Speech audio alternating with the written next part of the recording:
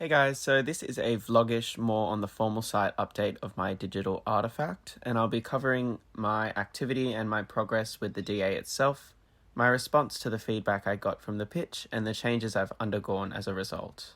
I'll also touch on some analytical framework, how this has been used to shape my progress, and discuss some of the texts that I've found helpful throughout this whole process. So, working alongside Caitlin to create almost this public persona within the gaming community on Instagram has been awesome.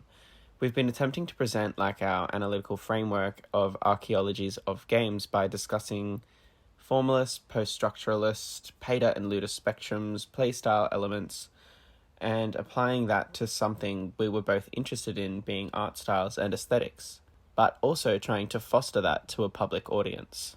Our Instagram account has made a handful of posts discussing the aesthetics of games like Stardew Valley, Untitled Goose Game, Little Nightmares, and Cuphead, and we admittedly haven't experienced the growth that we would have loved, but we have about 30 Instagram followers with occasional interaction, with majority of our exposure coming from our hashtagging our analyses, with things like hashtag explore, hashtag game of the day, and hashtag Nintendo. We sort of see it as if we just keep continuing collaborating on these little analyses, which we really quite enjoy doing, and we keep doing our method of following other gaming accounts to create more exposure, we will continue and experience this growth that we wanted.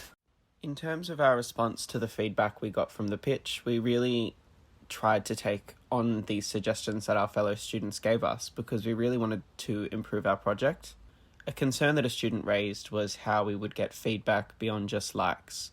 And so together we created a series of Instagram stories targeted at creating sort of a feedback loop where we encourage discussions regarding our work. The stories asked questions like, do you prefer video or text posts? How did you hear about us?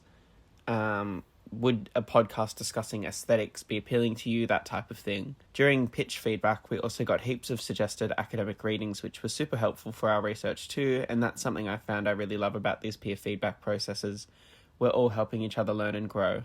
To summarize, also, in my beta blog post, I touched on the idea of discussing the psychology of art design, going briefly into how angles, shapes, and colors can influence players within video games. Although I found that it is something I've slowly grown away from, and Caitlin and I had found ourselves discussing video game aesthetics more so from a point of view that details how game developers have achieved success through unique design. We found this change has also allowed us to think more thoroughly about our analytical framework and has allowed us to discuss archaeological elements like formalist, ludus, and Beta spectrums, etc., in a little bit more detail compared to the psychological approach that we had beforehand.